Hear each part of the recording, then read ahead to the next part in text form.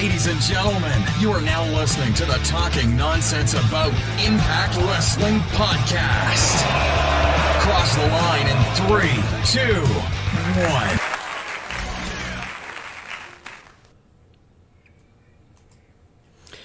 Hello, everyone, and welcome to episode 63 and a half of the Talking Nonsense About Impact Wrestling podcast. My name is Jeff, and alongside me, as always, is the moose to my Josh Alexander. It's Max, everyone. What's going on, buddy? That one I will definitely take. Hey, we'll see. Hey, buddy. Enjoy that. That's you, for our audio listeners, just popped in here, who does our power rankings. Unfortunately, not this week. She just got back in from Vegas. Hi, buddy. Glad you made it back safely. So, yeah, obviously a crazy night last night. A lot of our predictions not correct. If you guys are interested in seeing the original episode 63, which was a Twitch special, preview special, feel free to ask and we'll make it happen. But other than that, we're not going to load it up. So some of this might be redundant as far as what I'm about to say. But other than that, it's going to be a great night with a lot of questions and debates. So let's get right into that. Let's get into the numbers, guys. We're up 62 on Twitter. Hello, my Twitter fam. Awesome, guys. Thank you. Almost to the 3,000 goal. We're up this week combined. Obviously, Bound for Glory has a little help in that, but we're steadily cracking 200. We're trying to get there. 231 on subscriptions, 69 down from our goal. But as we always say, one friend at a time, one fan at a time. This is about building a community. It's not about numbers, but we talk about the numbers so we can get the numbers. I don't know. All right. If you're friends with us, or just if going by and you like what you see, just hit subscribe, hit like, all that jazz. Tell a friend. Jump in the chat each week and give us shit. We don't care. We're here for every opinion. I think the real thing we need to look at is what are our numbers in the key demo, because we may be losing in overall viewers, but the key demo we may be winning. So it really could we could be doing really well. It's just so hard to tell. Right, true. Those ratings. Depends what spin you need to put right. on it. The narrative you got to create for that night. Yeah, so a lot to talk about. A lot of digs and debate that's obviously going on. Numbers don't lie. Hit us up. Help us out. We're trying to grow. Thank you very much. This is usually Craig's thing. Obviously, Craig, our brethren from the UK, is not with us. He got 3 hours of sleep. 3 hours of sleep watching, being a dedicated, faithful Impact fan.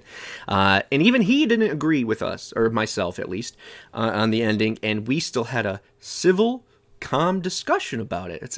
So with that being said, a lot of opinions coming. Feel free to voice yours in the chat here in the comment section, but be respectful. We ain't got time for all that other shit. So that being said, speaking of controversy, speaking of, yeah, let's just play it. Here we go, guys. We're going to go right into the power rankings.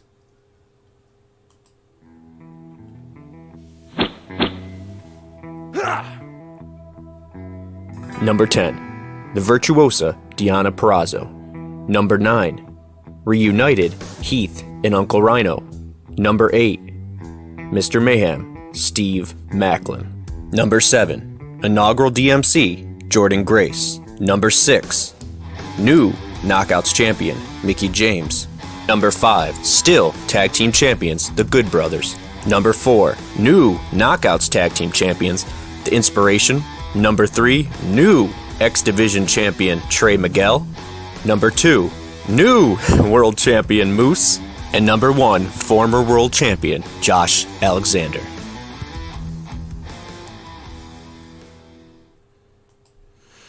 All right, we're back. So for our audio listeners, well, obviously you could hear. I forgot I did a voiceover. Duh. So Josh was number 1. Moose is number 2. Do you agree? There's a reason I was we say we're unbiased and full transparency here at this show. So I'll tell you, I was the deciding vote. They were both tied at 57 points, Josh and Moose, and I broke the tie, putting Josh first. But the reasoning I'll get to in just a second. Let's start with Max's opinion on that. We'll work it in. We'll get to any questions you guys have, but we will get to every match, every moment. Promise us, even if it takes us a little extra. Max, lay it on me. All right, so we're obviously going to start with the ending of Moose coming out. First off, I understand people being upset about it, but them being upset about it is exactly what it was supposed to do for Right. you. In my opinion, the most important part of the first time a face wins the world title is the climb to the top, is getting to the mountaintop. Unfortunately, Josh never had that climb. He literally went from being an dominant X Division champion, possibly one of the best ever, to saying, you know what? I want a world title shot. Cash it in. No matches, like didn't beat anybody to get it, got the title shot and won. As great of a story as it was, and as awesome as I would have been, or as happy as I would have been for him to be the face of Impact, Moose coming down and ruining that moment was absolutely perfect. Yeah. The only thing that would have made it better is that he speared Josh, his wife, and his kid all at one time. But what this basically does is, one, it pisses people off because you took away Josh's moment. But now it actually gives Josh the ability to have that climb back up top, to actually earn and fight for that title and basically get back what Moose took from him. It instantly gives you your number one heel in the company. It instantly gives you your number one face in the company. And if this is done right, you can push this out till Slammiversary or even Bound for Glory if you want. And Josh gets to go in and say, hey, I want a shot at Moose. And Scott basically gets to say, hey, man, you didn't earn your title shot before. You cashed in your X Division championship. Now you got to earn your way back up to get it. So it allows this build for it, and it was perfect. It's supposed to make people upset. It's supposed to make people – Matt Stryker was crying when Josh Alexander won. Hey. And then just the anger. Like, that's what it's supposed to do, and that's what it did. And that's why it was so well done. So I'll hit on that, and then we'll just break it down piece by piece. It's only us, obviously, so it'll be a little bit easier, even with the lag. But I agree with you. Everything you said is, and we did not talk about any of this prior, as we normally do not. But I thought we would disagree with this. But the only thing I really did, well, besides Jade, I don't think her and her son should have ate a spear. That would have been the ultimate heel move. The couple things, the whole main event we'll touch on in general. First of all, it was a very good match. It did exactly what it was supposed to do. It didn't feel like they were rushing to get to a moment that we were going to get to with Moose. It felt like this was a main event. This is this kid's moment. Is he going to win it? He did. He was shocked. His wife and kid came out. It was a beautiful moment. Stryker's crying. Okay. Moose comes out. No music. Just comes from the crowd and whatever. I know people said, oh, it's like WWE. Who gives a fuck? It's wrestling. Everything's going to be done again or put a little different spin on it. No one company can stake claim to that. And if someone took Lockdown, go. If someone took, I don't care. I don't understand the... Anyways, I thought for a day and age where everyone can predict everything that's going to happen, the reason everyone's butt hurt is because they didn't get this right. It had nothing for months and months and months. I want Moose. I want Moose. How dare you disrespect Moose? Motherfucker just won. Okay? As Max said, and this is where I differ a little bit. You said that the climb, Josh didn't have the climb. I think he did. I think his X Division run was his climb. He carried that on his back. He cashed it in. We're all with him. We rode with him. We said, this is our guy. He's going to do this for his family. He's going to do this to take it back. Christian played it beautifully. Kudos to Christian, by the way. That's how you come in a company, treat it with respect, and put someone over. And obviously that was the plan all along. Maybe not Christian, but God bless it. He's amazing. And I'll never say a bad thing about Christian. But the thing I differ on is I think he did have the climb. I think the climb is what's exciting about a face. As you said, they get that belt, then what do we do? Does anyone remember Johnny Impact? He goes around and cheers with it? No one wants to see that shit. Now, what this does is puts it in the hands of Moose, creating your biggest heel, creating your biggest face, as Max said. I said that since last night, and I'll stick to that. We have a division that everyone the first argument everyone makes, if they watch Impact or not, when they argue about the main event scene, is we don't have one. Who's our main eventers? Who's our guys? Well, here's our guys. These are the pillars of our foundation of this division. Here's our heavyweight champion, who's a heel and already doing amazing work on Facebook and Twitter, healing the fuck up. And then you have the guy who is screwed over, who isn't your babyface in a sense of before this prior. Oh, I'm Goody Josh. That's not his gimmick. That's not his shtick. He needs to be angry. He needs to be fighting for something. He needs to be on a mission. Take no prisoners. That's what Josh is. He is the Samoa Joe, Kurt Angle of this era. So why do I want him going out there and kissing babies and shaking hands? It was a perfectly executed thing, and I will stick to what I said last night. You could have any opinion you want. You could tell me it was the drizzling shits. But if I ask you a question about the match or something specific and you don't know because you didn't watch it and you only went from results, I need you to sit down and shut up. I'm sick of that. And that's for all companies. I want to say that first. No bias. This is for if WWE, after they put on a show and everyone's, oh, you didn't watch it. Same with AEW. You didn't watch it. Let people enjoy what they want. Let fans talk to each other how they want, in the sense of how they should, which is respect each other. But we weren't getting even that last night. Insane, the internet wrestling community. But anyways, I digress. No, I definitely agree. I also think that this was a great conclusion of or evolution of Moose's storyline. For the longest 100. time, his biggest issue was that against Rich Swann, he got cocky, he was dominating, got cocky, lost. Against Kenny, obviously, Kenny needed help to beat him. Kenny cheated or got the Young Bucks. At Slammiversary against Chris Sabin, was dominating, got cocky, lost. He basically realized, all right, I've got this call my shot title. I can use it whenever I want. You know what? Fuck being cocky. I'm going to go out there and take it now when he just wrestled a match. Like, it's basically him learning everything that's happened. Saying, I'm not going to be cocky about it. I'm just going to go out there. He's tired. I don't care about being fair. I'm going to take this now. You saw the Facebook thing, the video that I'm referring to? No, I did not. 100. That's exactly what he said. He said, was it? Okay, yeah. He said, "This is my time because I took it." And there's no, yeah, there you go. Yeah. Perfect. And the other thing is, a lot of people were talking about, oh, well, if this is how you were going to do it, you just should have just had Christian win. What? But had Christian taking it this way with Josh winning and then having the title taken from him gives Josh now a mountain to climb, a target. This is what I want to do next. If he would have lost to Christian and then Moose comes out and beats Christian, well, Christian's going back to AEW so later, and then Josh is like, well, I lost to Christian. Like, why do you deserve, outside of I just want to go for the title again, what's the point? You're not upset at Moose. You're just like, oh, dang, I lost. Right. So it worked out perfectly. It was really well done. As for the WWE thing, I mean, one of the best WrestleMania moments ever was Seth Rollins cashing in Money in the Bank against Brock Lesnar and Roman Reigns. And AEW just had a ladder match where they brought back Adam Page after his paternity leave. Right. And he won the ladder match. Like, that's something WWE would do too. Someone's gone. They come, it's all been done before. Everything. People want to hate on WWE, but 100% of what they do isn't shit.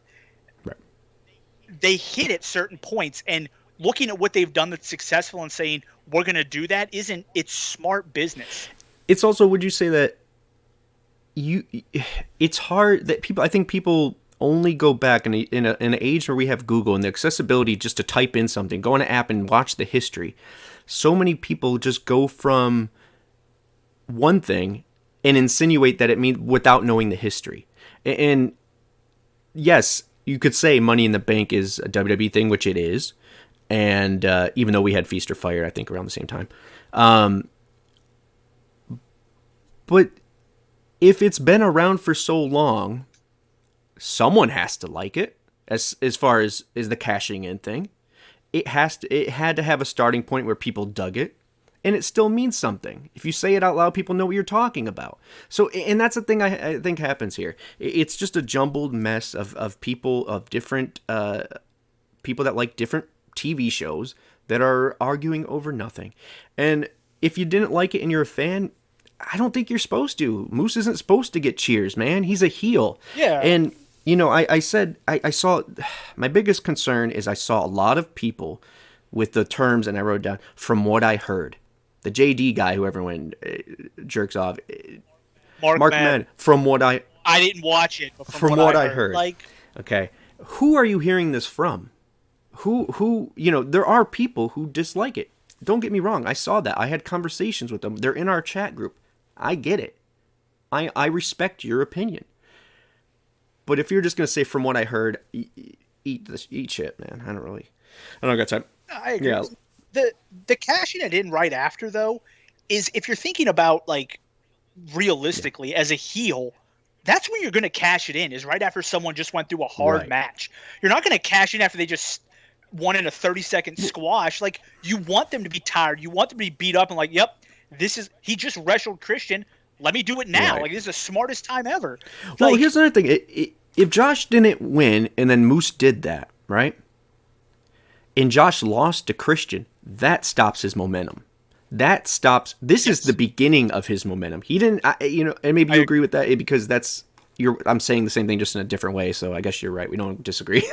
But this is his continuation of his momentum. This is the launching point for his real momentum. He's the top babyface in this company. If you talk about Moose winning the title and you say, well, it was a bag of shit, hated it, the person will reply, well, why? And you're going to say, well, Josh Alexander got screwed. Who the fuck's Josh Alexander? Well, and you look it up. He's a guy. See, so we knew who Moose is. ROH fans know who Moose is. AEW knows Moose, you know, on a larger scale, like him or not. WWE fans, NXT. Josh Alexander last night, at least through 114,000 tweets and number 4 trending in worldwide, is now a household name in wrestling. So I just don't see why. Oh, by the way, Moose. There you go. Not even though, man. And I get if people are upset, but part of what you have to realize is that's the goal. Is to make you upset that you lost, because like it's part of a great movie or a great story is getting emotionally involved. Like, and this isn't the ending, it's the beginning. Like that's the way to say it. I think that the common theme here, and a lot for Impact, is yearly they rewash everything. Meaning they go and show you what their direction will be from that point forward for at least the next quarter of the year. We have new champions all around. We have new stories to be told. We are probably doing this without AEW's help. If you watched us yesterday, we don't know if the rumor is true, but who cares? If it was and Christian did his duty and he left, not only thank him, but now we have 2 main eventers out of having 0.5. It was a great night. But let's talk about actual disappointment, that I can actually say that if someone was disappointed about this, I kind of understand in some instances. Let's talk about the Call Your Shot, how Moose won that, who debuted, who returned. Was it, obviously there's reports of a lot of people that were supposed to come in, but couldn't or didn't, or it just didn't work out. What do you think about that? So I liked Moose winning it. I thought he was a great winner. The surprises, I admit, were a little rough. If on yesterday's show you'd have been like, "Hey Max, the 2 surprises are going to be Rocky Romero and the Demon," I'd have been like, "Go fuck yourself." Like, those are the horrible. Okay. It was great to see Rocky Romero out there. The Demon was funny, but outside of the lack of surprise, it was still a really good match. Yeah. They set up feuds. I think Savannah was the one who eliminated. Is it Rachel? Rachel. Yeah, so that sets up a feud. They set up some feuds there, which is smart. I think you saw a lot of people look good in it. So I thought it was well done. I didn't think it was horrible. Some of the camera angles were a little iffy as people were coming in. I think you missed some eliminations, but I mean that stuff happens. Overall, I thought it was an exciting match. It had me wondering who was going to come out the winner until the final 2. I had a feeling when it got down to the final two that Moose was going to win it. But up until that point, I was like, okay. Like, when Ace Austin was limited, I was like, well, that was a surprise. I expected him to be small, like, lower. So I thought overall, I thought it did a good job, and I was happy with it. Yeah, I agree. And if we didn't obviously have this, we wouldn't have had the end there. So, the winner of it was fine. The booking of it was fine. I enjoy it. I enjoy any battle royal for the most part that Impact does, because they're going to continue storylines throughout them, and it's not just going to be, hey, here's this guy, okay, just do whatever. And there was some of that, sure, but we had Sam Beal have a fucking moment, okay, eliminating Brian Myers, which is his, everyone thought he was going to stick with him. Moose obviously doing that. The way they got rid of Fulton was phenomenal. Yeah. Like, it was a smart way to get rid of a big guy, and it was different. And it puts Ace's chance later on the line. It's like in jeopardy, and we think he might be a shoo-in to win it and cash in later. So, I thought it was nicely told. Sabin lasted long, which I always love. Rohit lasted long, which he's so fucking entertaining. Look, I'll get to the ones that people are the surprises themselves. Rocky Romero, I love Rocky. I'm not a day one fan, or I watch all this shit, but I enjoy him. I have no qualms about that. I was actually stoked. I put on Twitter, I was laughing my ass off and excited that he came out. Yeah. Demon, on the other hand, I will say I was neutral, and it has nothing to do with me expecting someone else or taking a spot away from someone, because I imagine if they could have had that someone else, a Braun Strowman in that spot, or a Buddy Murphy in that spot, or intended to use him there, they would have. Okay, so it's not about that. It's the hypocrisy of people cheering the fuck out of Glacier debuting at AEW all the time, or whoever else, and people are shitting on the Demon. They are this one and the same. The only difference is one of them shit on the company longer, and then one when it was good, and one was at the tail end. The Demon, obviously, the tail end. But so I'm indifferent. Don't care. Melina was in there. That was nice to see her. We already knew that. I thought that was see her come back. I thought that was well done. I don't know if I'm missing something here. Oh, Swinger. The biggest pop of that thing was Swinger. People did not think he was going to be there. I thought it was. You know what? It was fun. As far as the surprising lack of surprises disappointing people, I'll say it's fair when you're talking about the Battle Royal, because there were who will show up. They never said or hinted towards anyone. You could say what you want. Did they leak it to PW Insider? Possibly. Most likely. That they were talking to Braun. Do they also, maybe the reason they didn't pull it, and do I still think he has a chance of coming? Yes, is because they wanted to sell Bound for Glory on their own merit. I think that's possible.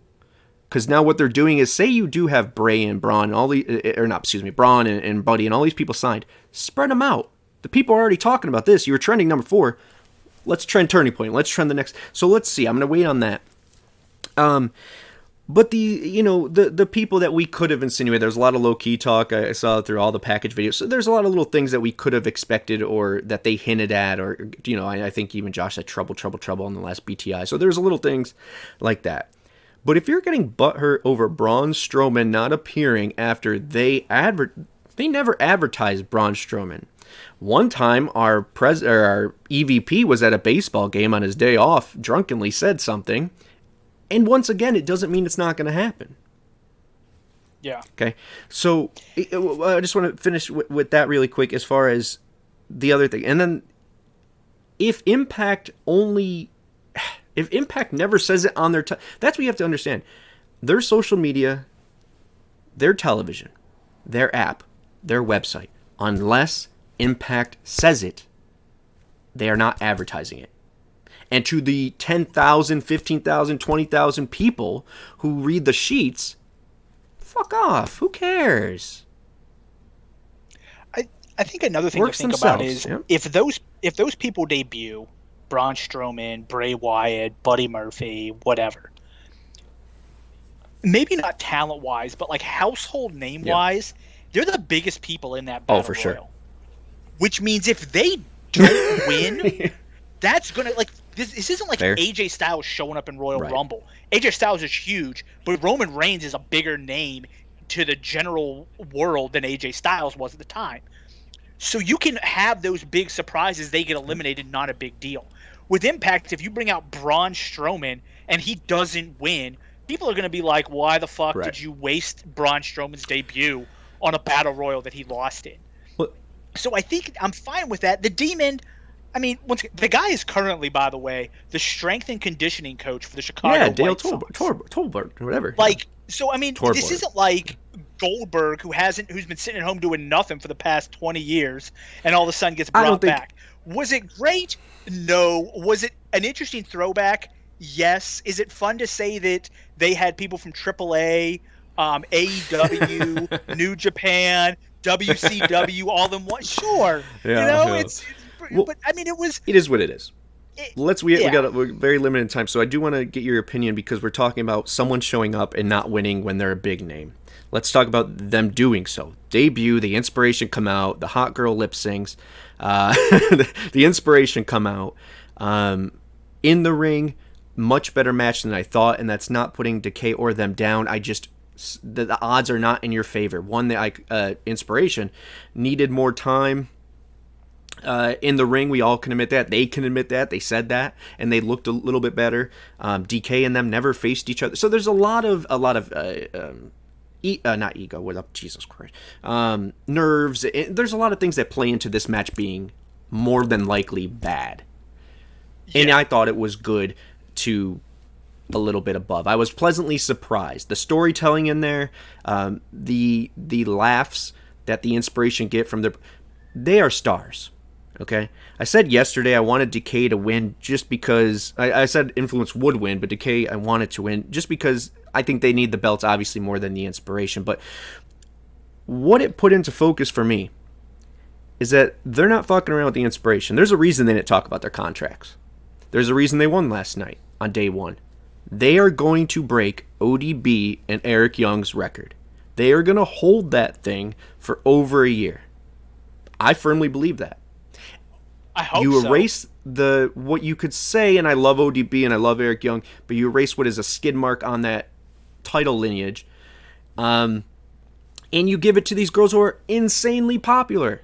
18.5 thousand likes when I last checked a few hours ago of Cassie Lee holding her title, or happy that you're having a title. I mean, you can't buy that. Well, I guess you can, but they do it the right way. So I really was okay with it, and that's not me, okay, I'm fine. When it came and they came out looking like stars and DK already looks like stars, it was just, that division is just now getting its footing in the real, I think we have Decay who's together. They're great, they're solid, they're good.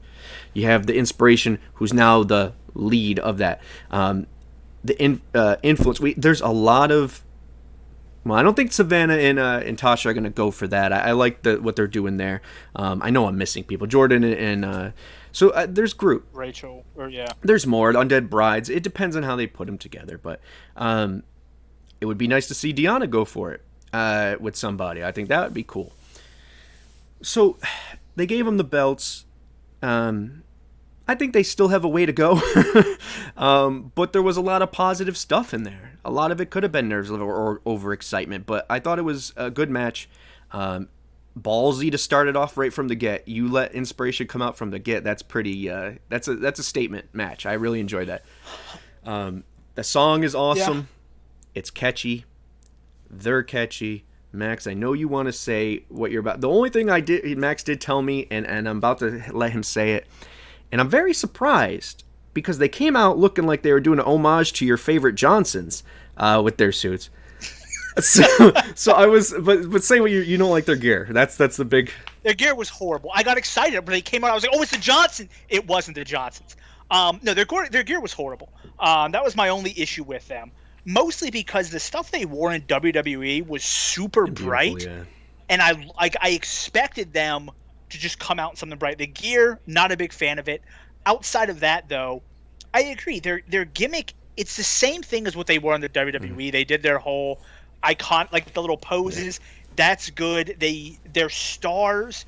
The match, it was solid. It was a good match, and I agree. Anytime you have somebody coming in, especially people who I don't think they've been wrestling very much, so it's the first time these two have ever met. It always leads to a possible, moment. There wasn't any of that. And I think if their goal was for them to break that record, giving it to them right off the bat is definitely smart. Give it to them, let them run from here, and I don't, Decay to me, much like the Undertaker, don't need titles. Right. Like, they're this weird group that, I mean, realistically, if you would think about who they are, why would they care about titles? Like, they're kind of demented and twisted, and like, it's I mean, cool to have them, but it shouldn't. I mean, it's not necessarily something they need to have to be good. So I thought it was a good match. I was surprised it opened. I think that definitely, like you said, it puts a lot of faith in those two groups, and it also is. It's one of those things where you're like, we're going to start off with people because we believe the Inspiration are stars, and we're going to front load the card with these stars. Yeah.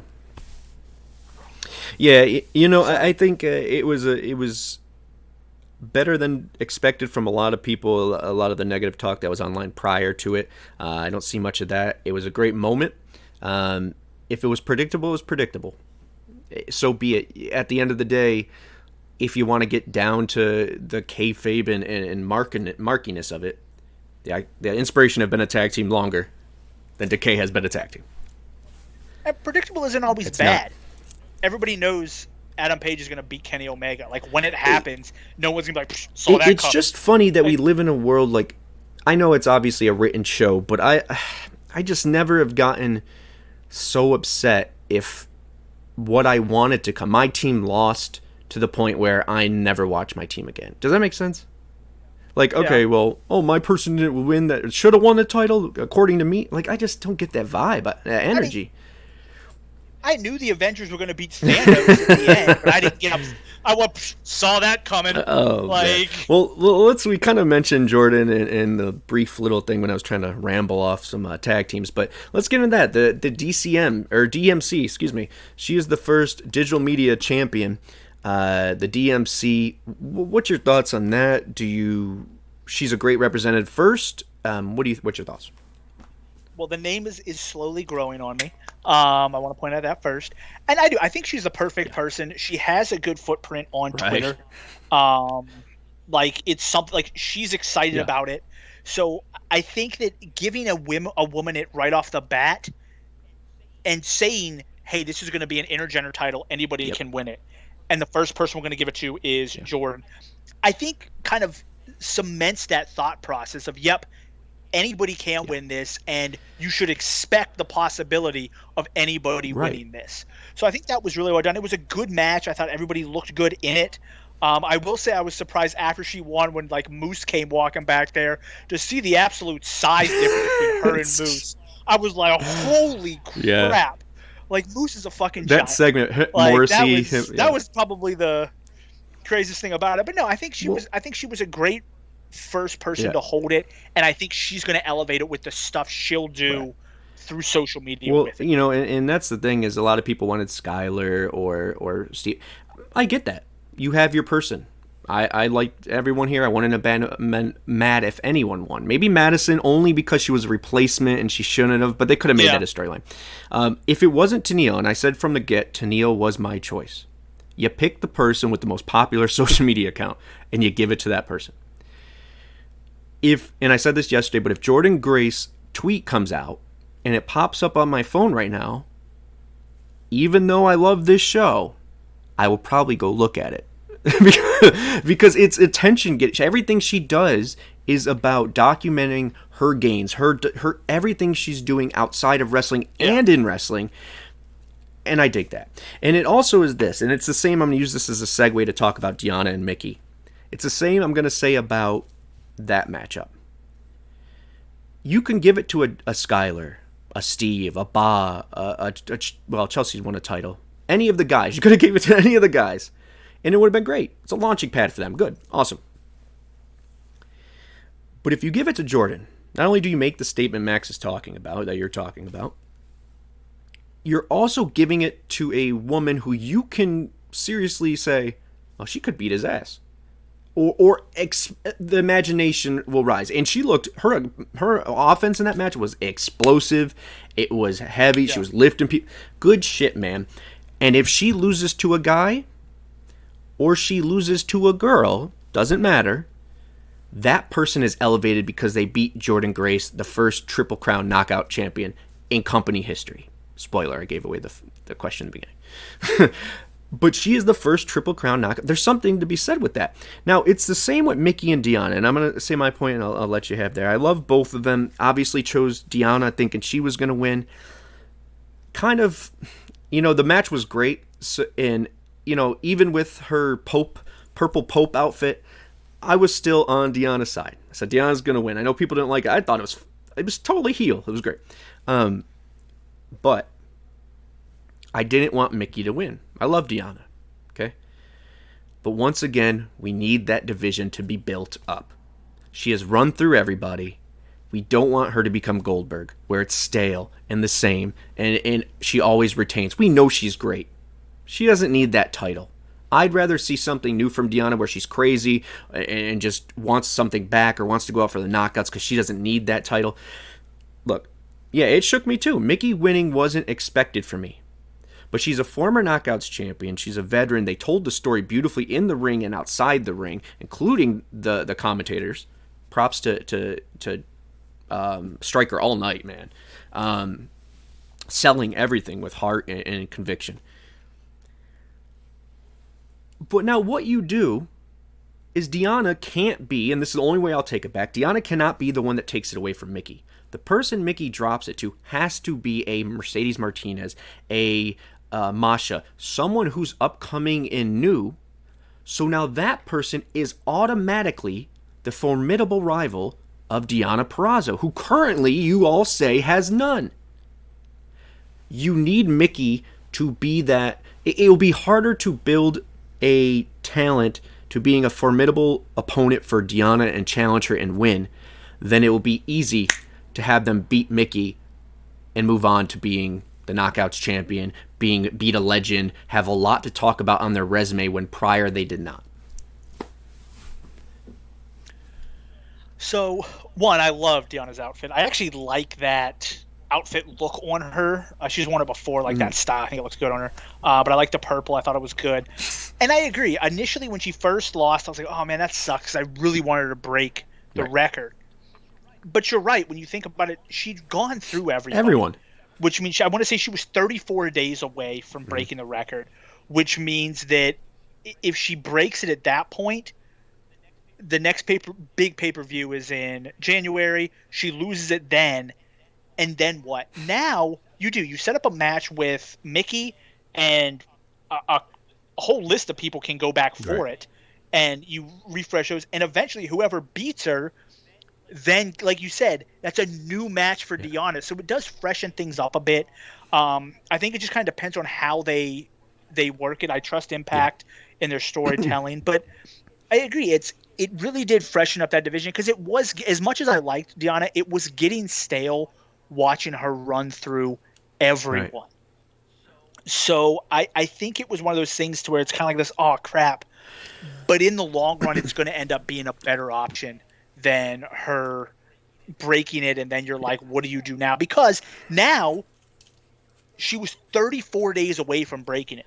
Now, if they ever want to revisit that, you can. Yeah. Oh, you came so close before and you couldn't do it. Like, it could actually be a storyline for her if they choose to do it either now or later down the road. So I think overall, I think it'll end up being a good decision. Yeah, that's why I tell everybody. I say, take a deep breath. Take a deep breath. Get outside, go get some air, get out of the basement, whatever it is, and breathe, then come back and reassess things. I was upset, then I reassessed it. And I said, okay, I'm not going to put a positive spin on this. I'm going to think about what my actual feeling is about this, and then go say it. And that, being transparent, I feel like that was the right choice. There's two reasons that I feel that way. One was obviously we need more fresher mashups. We need people to build. Obviously, Jordan is built up now on her own. Deonna's built up because she's Deonna, and whoever Mickie loses to is built up as well. So there's your division again. 3 of them tight. Perfect. And those are all bangers of talent. The other thing is this. The WWE and NXT might promised Taya a bag of goods. Frankie Monet, excuse me. They might have gave her dream, and she might be happy. I hope she is. I love Taya. But I think Impact Management loves her more. And I don't think you do that to someone who did so much for our division when, I mean, we weren't on the best of times. She came over still under contract with that whole Lucha Underground stuff. And she put up with people talking about her weight, talk about her looks, talk about John, talk about her. She is and deserves to be in the record books. So I hope she stays that. And Deonna doesn't need that. Is it a notch on her belt? Could it be revisited? Yeah. Fuck yeah, it can be. She'll be there, I hope, and I believe for the long haul. But I think this sends her on a different path, and I'm excited to see that. Let's keep going. Let's talk about something maybe a little more positive here. Let's talk about Trey. Let's talk about that X Division banger of a match. I will say I was wrong. What I wanted to happen happened. Trey won. I was overly satisfied with the match, with who took the... ELP took the pin. I said that's the one thing I can't tell you, or I could tell you out of this match, is that ELP won't take the pin, and he took the pin.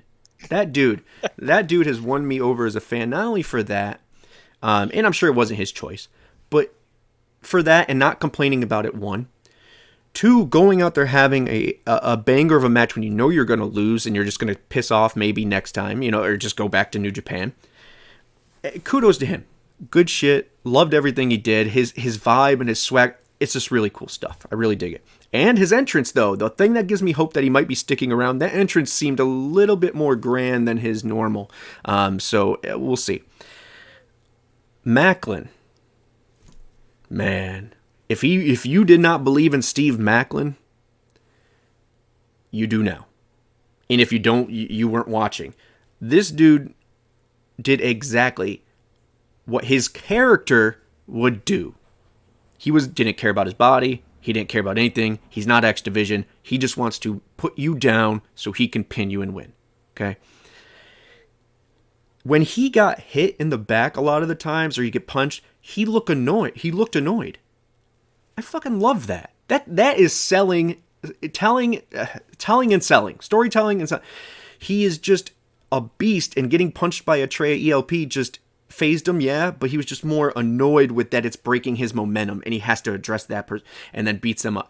Love it. It did nothing to hurt his character. I think it gained, and he might have gained some fans.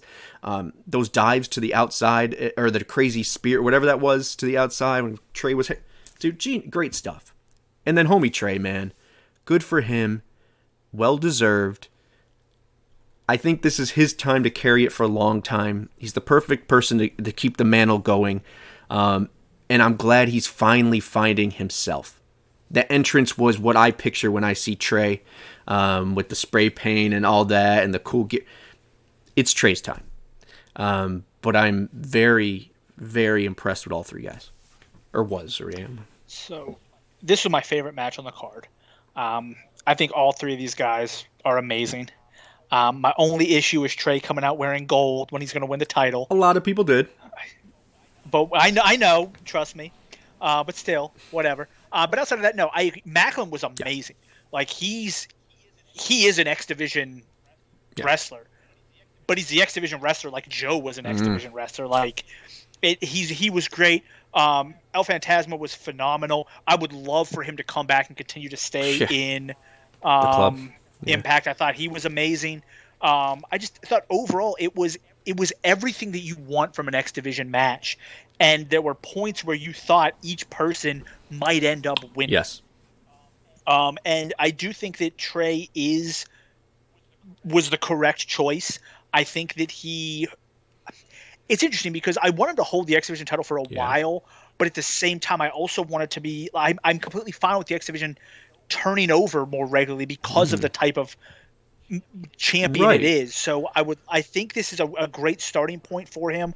I think that I'm interested to see who his first feud is, but I'm glad that I feel like he took some heat from people when he decided not to go to WWE and stay at Impact. I know that Triple H, I think, had said some stuff about he's not done. Yeah, not being able to handle it and stuff. And I'm glad that he was like, you know what, that they had the faith in him to say, you know what, the other two rascals are gone. It's just you. Let's go and let's see what you can do. And they built him up over time. And you've seen the slow evolution of his character and him becoming more confident. And I think that's what this was kind of that crowning jewel of him putting everything together, like you said, and going forward. I really, really liked this match, and I liked the ending. Yeah, man. I agree with you there. Yeah, Triple H, correct. He said he didn't have passion. What's funny is maybe besides talent, the second word, if you ask me to name something, a word to describe Trey, it would be passion. I feel like that is what his give. He is. He's passionate. He does things, to win. To it's just he is great. He is at his peak. I won't say he's at his peak. I think he's just hitting that this is stage one of where we will see Trey eventually.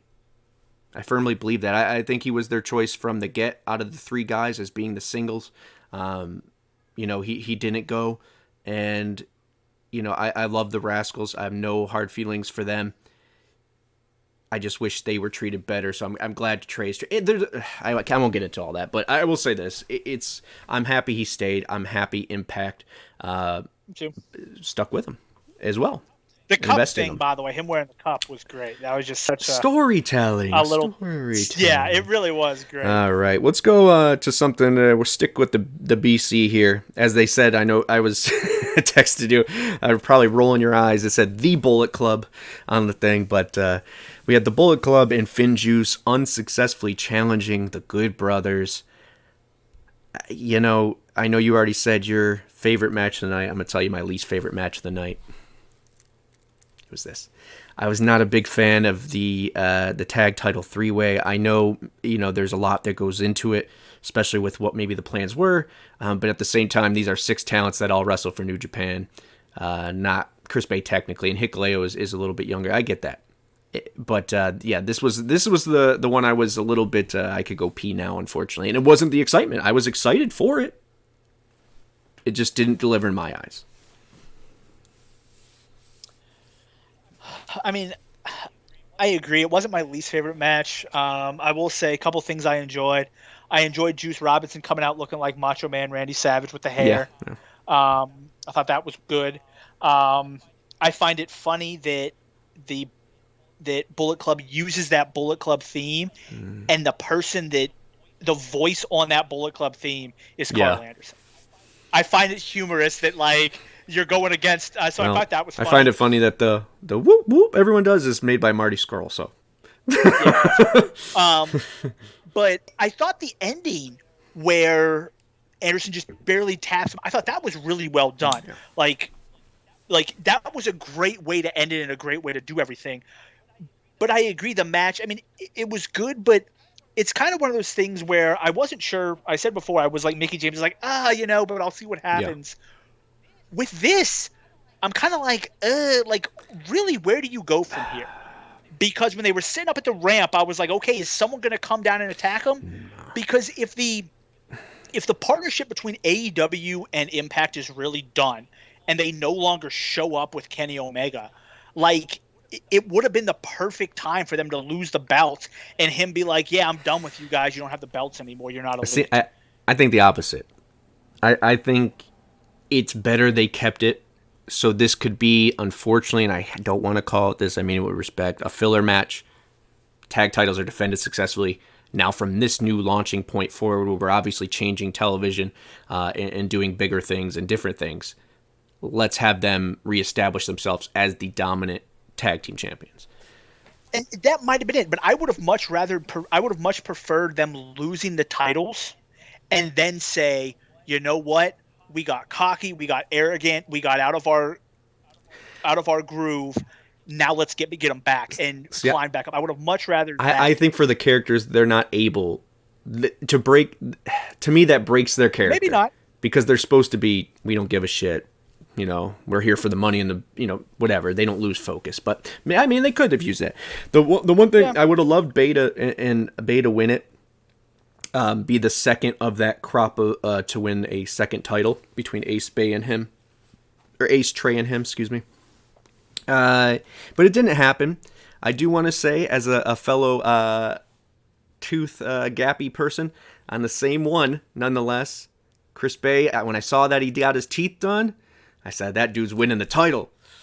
Did not happen. Did not happen. But he looked good. He looks like $1 million. He didn't look bad. No one looked bad in the match. It's still a good to above average match. So everybody matched gear wise. Him and Hideo had the red, the black theme. I like that. Let's touch on that, because there's a positive and negative to this production, and I know that for me it doesn't ruin it.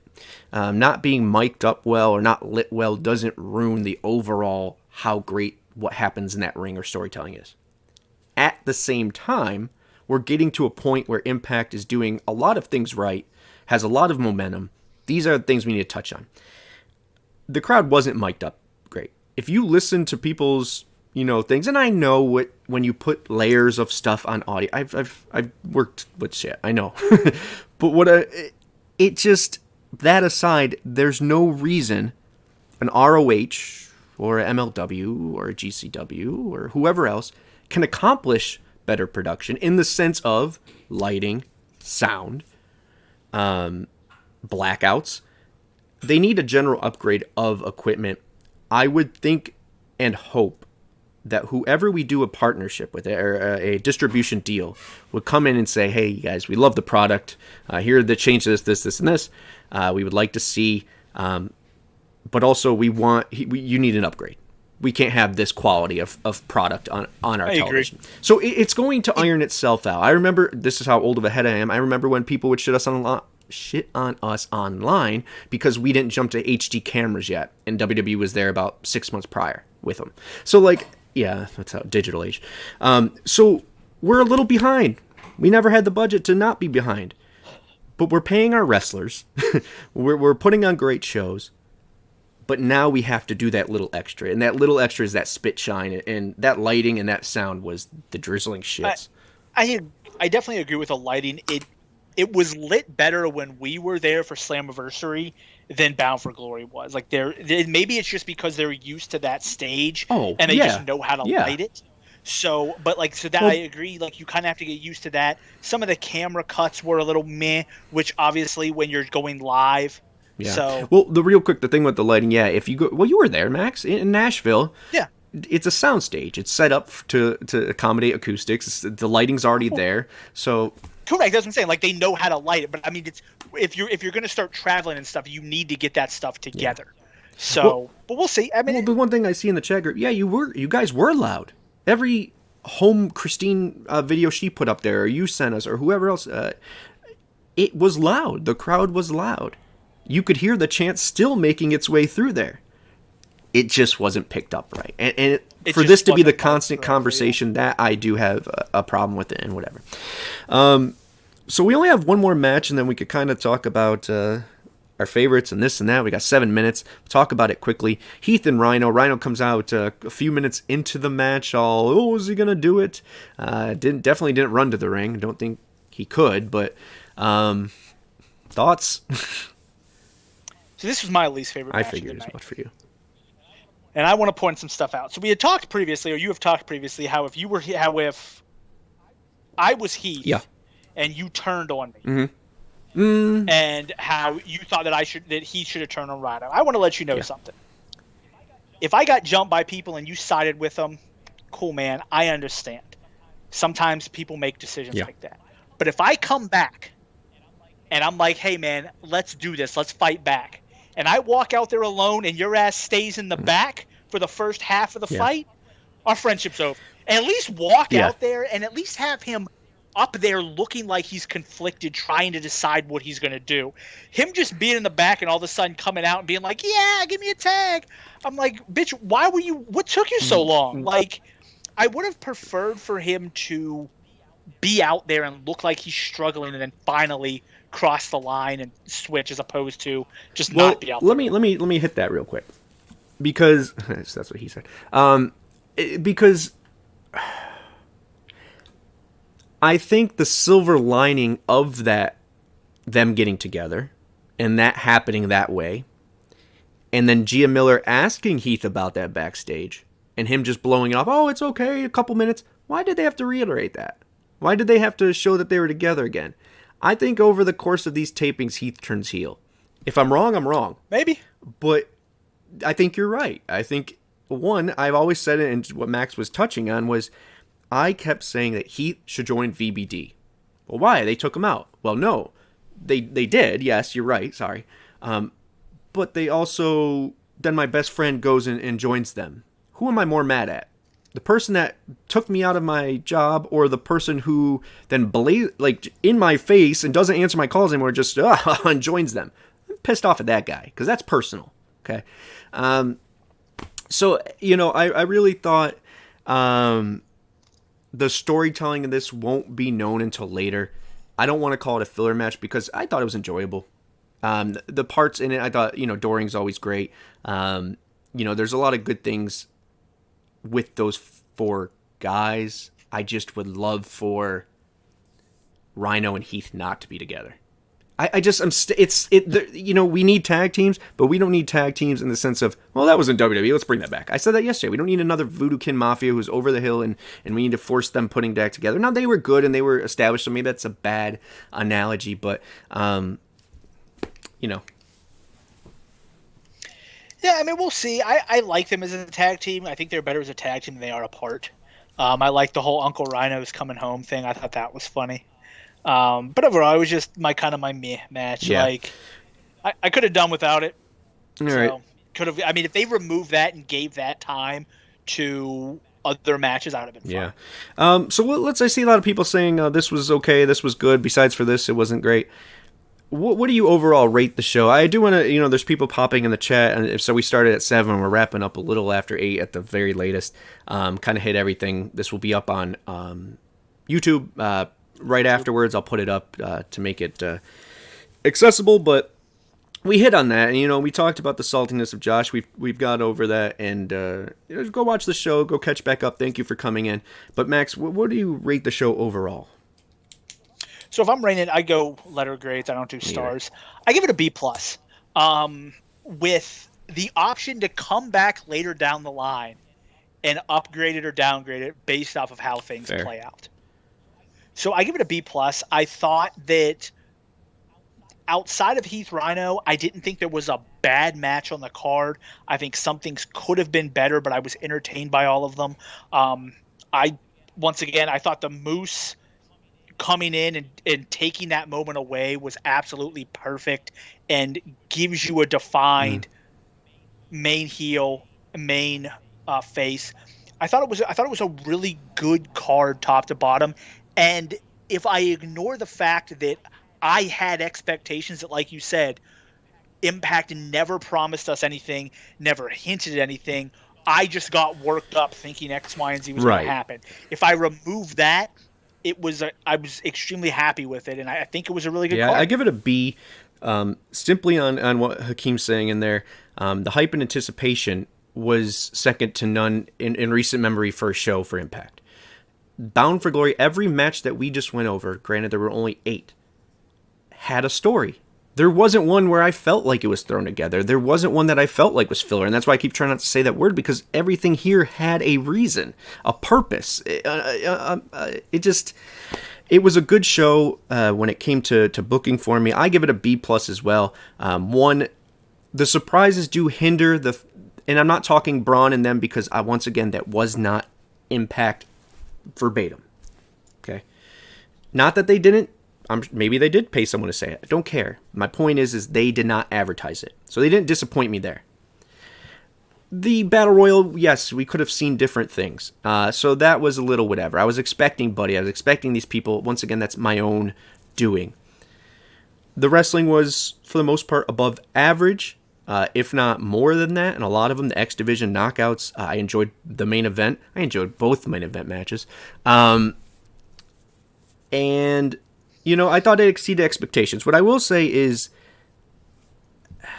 it will also grow more than a B plus. If what we expect to happen happens. If Josh goes back to just being the X Division and whatever, then okay, fuck me, you're right. This sucks. But they put so much heart and soul into his rise and my family and all that stuff. He wins. Everyone's excited for the babyface. And here's the reason I give it the plus, honestly. We were 12 minutes away from the ending when Moose won even, right? I think there was still like 12 minutes left or something crazy. Something like that? Yes. Okay. You have 15 minutes after Josh wins. I'm giving you a hypothetical thing to end this off on, Max, and you tell me your honest answer. If Josh won the title and he hugs his family, okay, for any longer than he did, and we just ended off on that, we've done that. Everyone's done that. I don't want a feel-good moment. If I did, I'd watch Disney. Okay, or I'd watch Up or some kind of Pixar movie. I'm not here for that. Wrestling is supposed to evolve, create, tell stories. And the story here is, yes, Josh won. We gave him his moment. His family came in the ring. And guess what? We're telling you another story right away. Moose is a dick and Josh is going to snap. They've made 2 main eventers in one night. It felt very Bobby Roode, James Storms-ish. I know some people like that comparison, some didn't, but there was that time, that week, or that month, or whatever it was, where it was supposed to be Bobby's time. James took it, then Bobby switched.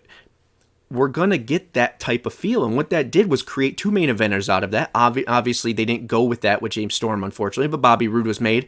If this Impact management is what we think they are, and what they've been showing they are, especially when creative, then Josh is not going to just go back to being some X Division guy. And no offense to that. I just mean that he's not going to be what we would perceive as relegated back to the X Division.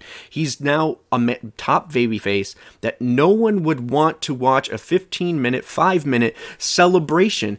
There were, I don't know. Would you watch a guy fake cheer about a belt for more than 2 minutes? Or every episode of the week, would you turn in and say, that babyface guy just won and he's going to defend it? Who gives a shit?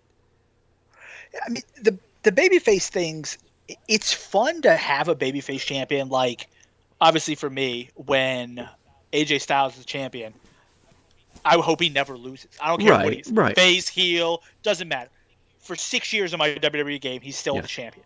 But outside of like my favorite wrestlers, for baby faces, I like that climb to get to the title. For heels, I like the defense of seeing who's going to finally topple. Yeah. So for me, the whole bringing the family in, that's great. Those are fun. But imagine when he finally beats Moose, and then his family comes in the ring. That's going to be a bigger moment, because the last thing we saw was Moose standing over Josh as his son was crying. Now, eventually, you get the whole, now I beat you. So you can play on that. And I agree. Like, it's the same reason why if you watch WWE at the end of WrestleMania, after them, they go there, they hold up the title, and then WWE cuts it pretty quickly after that if there isn't something coming. Because no one wants to watch a 15-minute celebration of somebody unless it's some crazy thing like Moose winning or like it's. I agree. I think them just watching them cry for 15 minutes would be stupid. Yeah, I'm glad you agree, but just think about this. There's 52 weeks of television that Impact has to put out each year. If they ended with a baby face and said, tune in next time, Josh is champion, maybe they get some people. Maybe they get 114,000 tweets in one night. Maybe that's possible still. But I think the money is in a babyface going nuts and trying to defend his family and win this title back. It's a bigger moment. It created 2 stars. And that whole rhetoric about, he should have won at Daily, I don't agree with that, because we would not have Josh Alexander in the position he is now, which to me is number 1 in the company. Okay? Stryker was crying. I just can't. I don't like him winning at Dailies because it wasn't the full evolution of Moose. He wasn't a full heel there. He was getting cheered. This is long-term storytelling. it made a lot of sense on all accounts. It made 2 main eventers, and it locked in our main event scene. Oh, I agree completely. Moose beating Kenny Omega would have been great, but at the same time, like you said, Moose is never a heel beating Kenny Omega. He's like, you don't. He could have. He would have had to drop the title in order for him to become a heel after being the person who brought that title back to Impact. Like, you never could have done that. Him losing to Kenny Omega was fine because, one, he showed he can go with Kenny Omega. 2, it showed that Kenny Omega had to cheat to beat him. Right. Like, he was literally put on the same level as people like Dean Ambrose are in AEW. Let's with that. Well, before we end this, I want to say, everyone, sorry to cut you off, but we'll get right to that real quick. We'll end it off on our final notes here. I want to obviously thank everyone for tuning in. If you want to see the pre-show, we could put it up, but I think we hit everything we did. Thank you for turning on numbers, the interest in being respectful when you do talk to us, and in the positivity you put out there. Once again, I say this with no hidden agenda. I mean it transparently. One friend at a time, one fan at a time. So if it takes us forever, we don't care, because we're building one by one, talking to you guys. Different opinion or not, bring them to us. We're cool with it. We'll respect it. If you respect us, it's just how you talk about it and what you say. So the intent, it's the intent and tone is what I care about. But yeah, so everyone be kind to each other. It feels much better. Like I was telling Max off camera, had I not read the internet last night or this morning, I would have thought this was A show, A-. But you motherfuckers, you gotta ruin everything. Once again, thank you. We'll keep doing this. You'll see us a lot coming this week. The unboxing is coming. If you didn't watch the digital board game release, go watch it. It's just the demo, but you could get a feel. You can also sign up and be a contestant in November, December on. We'll do once every month. You win a gold special card too. Lucha chose Mike Awesome. But yeah, go give that a watch. Give it a follow, guys. It takes no out of your time, and we appreciate it greatly. Max, when you finish your thing, and I want to know one more thing, is if he won at Dailies, let's rewind. He beats Kenny Omega, and he had to do what Christian did, was use a chair to do so. How weak does that make the Impact World Champion look? Oh yeah, I mean, it's people would have shit on him forever for it. They would have. I mean, there was. He had to be. Christian beating Kenny the way he did worked out perfectly, and it sucks. Everything may have happened this way because the original plan might have been for Adam Page to beat Kenny at All In, All Out, whatever it's called.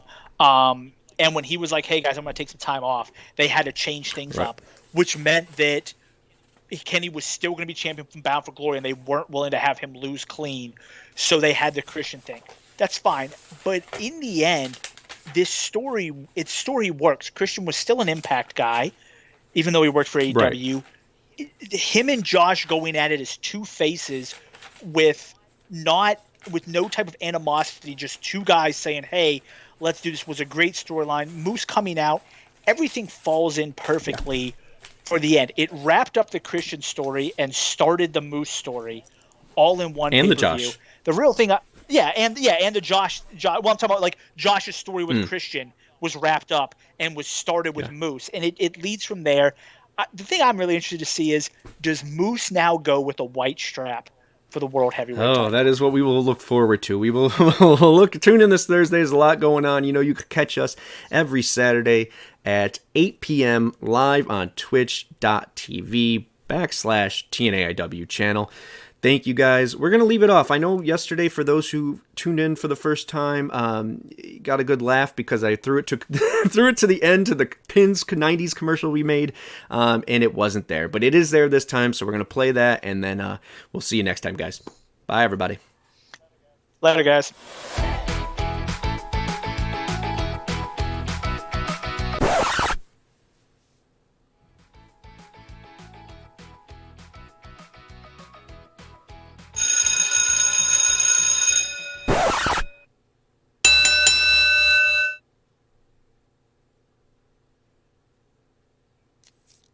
Because what you have with us is not only the best tag team in the world, fact. Come back to the Impact Zone as the Impact World Champion.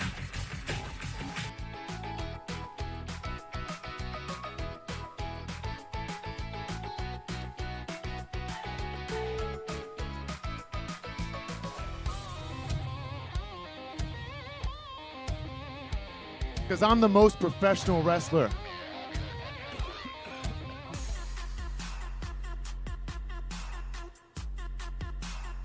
A referee decides when I'm done, tell me when I can't go no more, when I know I got plenty left.